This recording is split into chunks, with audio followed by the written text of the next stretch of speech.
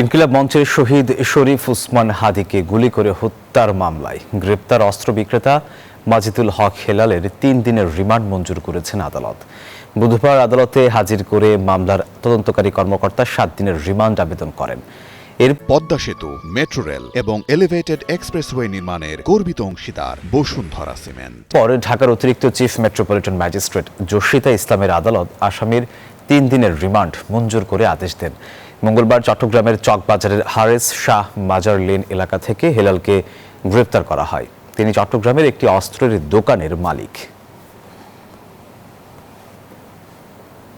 শরীফ ওসমান হাদি হত্যা মামলার আসামি মাজিদুল হক হেলালকে আমরা গ্রেপ্তার করতে সক্ষম হই এবং আজকে 7 দিনের রিমান্ড চেয়ে বিজ্ঞ আদালতে উপস্থাপন করি। এই আজকের আসামি মাজিদুল হক হেলাল এই অস্ত্রটি কার নিকট বিক্রি করেছেন, কার নিকট থেকে এই মামলায় এজাহারনামীয় আসামি শুটার ফয়সাল করিম মাসুদের নিকটে অস্ত্রটি গিয়েছে।